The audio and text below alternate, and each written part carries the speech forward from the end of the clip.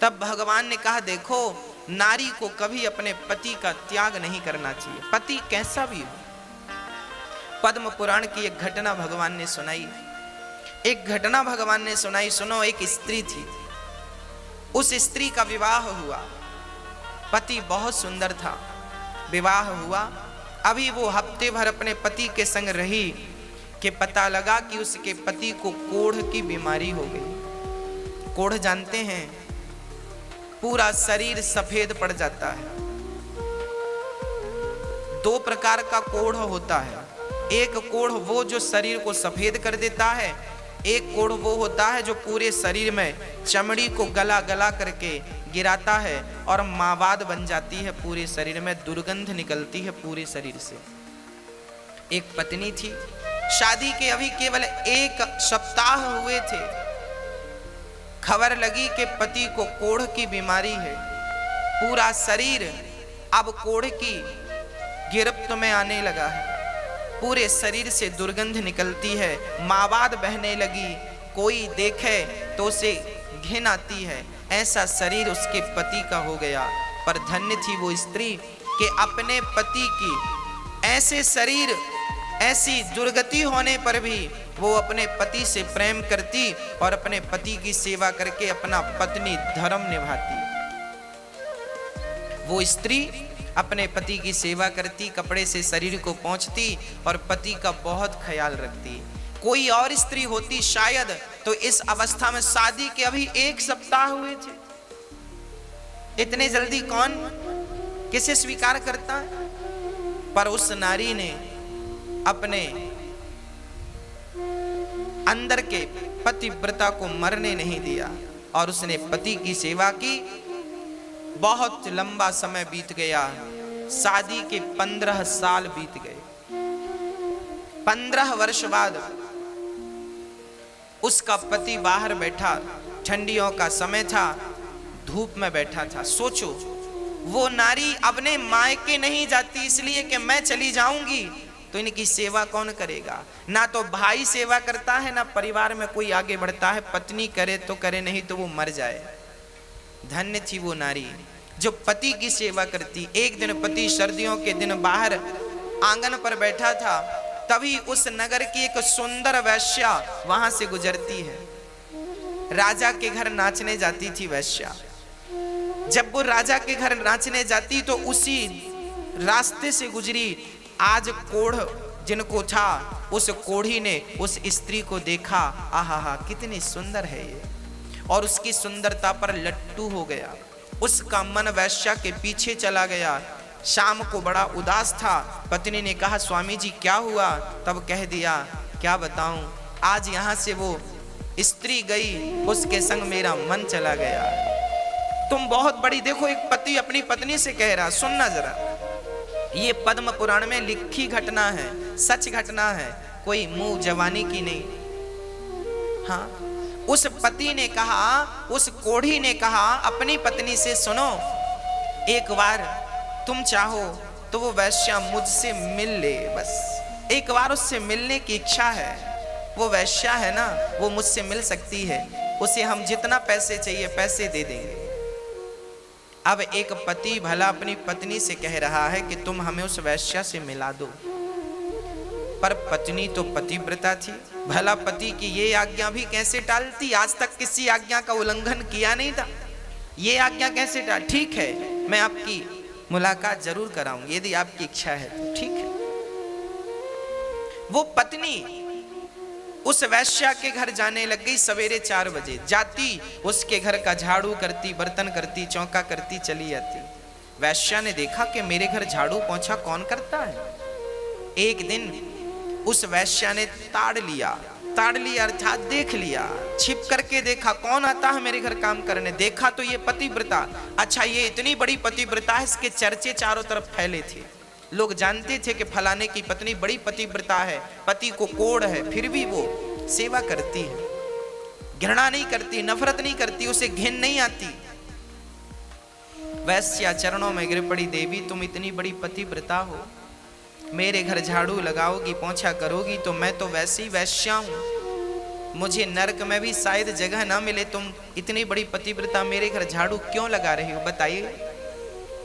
तब वैश्या से कहा पतिव्रता स्त्री ने, देखो देवी, मेरे पति का मन तुम पे आ गया है, तुम मेरे पति को एक बार मिल लो और उनकी इच्छाओं को पूरा कर दो।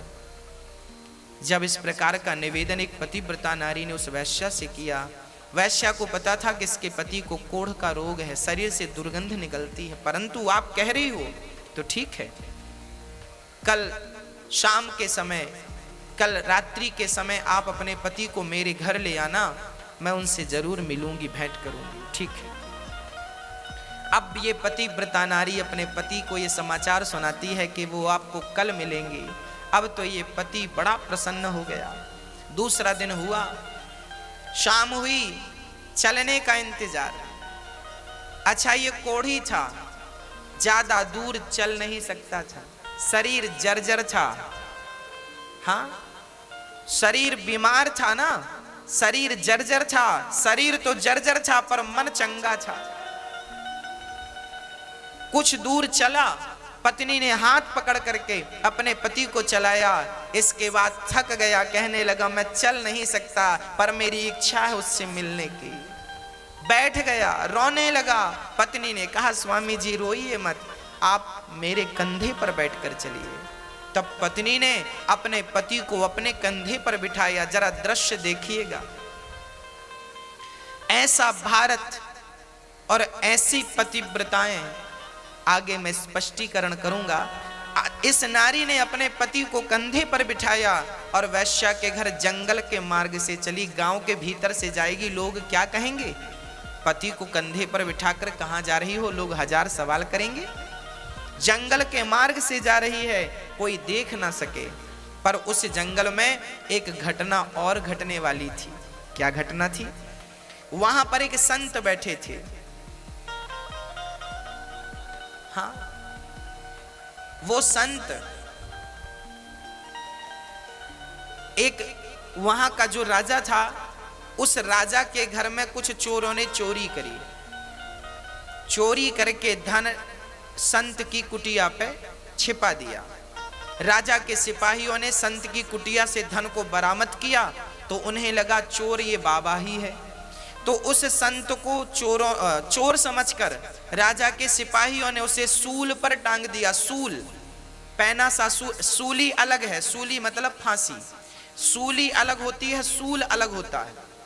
सूली, सूल पर एक पैना सा सूल कांटे की तरह जमीन पर गाड़ा और उसे उस सूल पर बिठा दिया। वो बाबा जी के शरीर में सूल चुभता हुआ नीचे से लेकर ऊपर सिर पे निकल गया। पर संत असली थे, समाधि असली थी, सूल उनका कुछ बिगाड़ ना सका। सिपाही राजा के वहां से भागे। बाबा जी रात्रि हो गई, सूल पर लटके रहे। अब ये पतिव्रता नारी अपने पति को कंधे पर बिठाकर जब ले गई तो इसे रास्ते में दिखाई ना पड़ा, अंधेरी रात थी। तो इस नारी के कंधे पर जो पति बैठे थे, पति का सिर बाबा जी के पांव से टकरा गया, क्योंकि बाबा जी सूल पर लटके थे, ऊपर थे, और इसका पति भी कंधे पर था। तो इनका सिर बाबा का पांव यूं टकरा गया, और जैसे ही टकराया बाबा की समाधि खुल गई। बाबा ने श्राप दे दिया, जिसने मेरी समाधि भंग की वो सूर्य उदय होते ही मर जाएगा। अब जैसे ही ये श्राप लगा तो कोढ़ी राम तो लगे रोने, मैं तो गया काम से। वो तो लगा रोने, वैश्या को भूला, सब कुछ भूला, लगा रोने, मैं तो गया काम से, मैं तो मर गया। पर वो पतिव्रता नारी, उसने कहा हे सूर्य भगवान, यदि मैं सच्ची पतिव्रता हूं और अपने पति के अतिरिक्त मैंने कभी किसी पराये पुरुष का स्वप्न में भी चिंतन ना किया हो, तो सूर्य भगवान जब तक मैं ना कहूं आप प्रकट ना होना, क्योंकि आप प्रकट होंगे तो मेरे पति मर जाएंगे। ये संत का श्राप है। तो सूर्य उदय ही नहीं होगा, कहानी खत्म। भक्तों 24 घंटे बीत गए, 48 घंटे बीत गए, हाहाकार मच गया, सूर्य का आता पता नहीं। हाहाकार ब्रह्मलोक में मच गया, सूर्य क्यों नहीं निकल रहे हैं? सूर्य बोले मैं नहीं जाऊंगा, नहीं भस्म हो जाऊंगा उस नारी के कारण। वो इतनी बड़ी पतिव्रता है कि सूर्य की गति को रोक दिया उन्होंने। रुक गए सूर्य भगवान, स्थित हो गए, स्थिर हो गए। ब्रह्मा विष्णु महेश दौड़े दौड़े आए, देवी क्या कर रही हो, प्रकट होने दो ना, मेरे पति मर जाएंगे। तब अनुसुईया माता को पता लगा, वो आई और अनुसुईया माता ने कहा, देवी तेरे पति को मैं जीवित करूंगी, तू आने दे। सूर्य भगवान को जब आने दिया, सूर्य उदय हुआ, श्राप के कारण पहली किरण पड़ते ही उसके पति मर गए। तब अनुसुईया ने कहा कि हे प्रभु, यदि मैं अनुसुईया सच्ची पतिव्रता हूं तो इसका मरा हुआ पति जीवित हो जाए। कहकर जल छोड़ा। परिणाम क्या हुआ, मरा हुआ पति जीवित हो गया, कोढ़ का रोग था वो समाप्त हो गया और सुंदर सा पुरुष खड़ा हो गया। विमान आया, दोनों शरीर सहित भगवान के निज धाम को चले गए। एक पत्नी चाहे तो पति कैसा भी हो, उस पति का भी कल्याण कर सकती है। हाँ। अब यहां कई बार ये प्रश्न लोग करते हैं कि गुरुजी, खासकर हमारी माताएं ये प्रश्न करती हैं कि गुरुजी हम तो बहुत अच्छी हैं, हम तो पति को भगवान मानती भी हैं और वास्तविक में स्त्रियां मानती भी हैं बहुत सारी, पर हमारा पति ही अच्छा नहीं है तो क्या करें। मैंने ये कथा आपको इसलिए ही तो सुनाई कि आवश्यक नहीं है कि आपका पति अच्छा हो। ये इसका पति कौन सा अच्छा था, ये वैश्या की डिमांड कर रहा है, ये अच्छा है।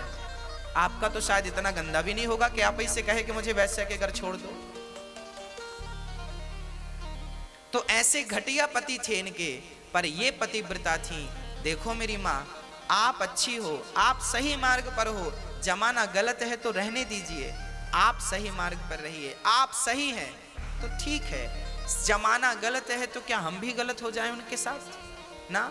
यदि बिच्छू अपना डंक मारने का धर्म नहीं छोड़ती, यदि वो अपना धर्म नहीं छोड़ती, तो हम इंसानों को अपना धर्म नहीं छोड़ना चाहिए। स्त्री का धर्म है पति की सेवा करना और पुरुष का धर्म है कि नारी का सम्मान करे। ये पुरुषों का धर्म बोल रहा हूं। यत्र नार्यस्तु पूज्यन्ते रमन्ते तत्र देवता तत्रैतास्तु न पूज्यन्ते सर्वास्तत्र फलाक्रिया। जिस घर में नारी का सम्मान आदर होता है, उस घर में देवी देवताओं का, लक्ष्मी का वास होता है। जिस घर में नारी का सम्मान नहीं होता, उस घर में बहुत ज़्यादा बाधाएं होती हैं, उत्पन्न होती हैं, समस्याएं होती हैं, अशांति बनी रहती है।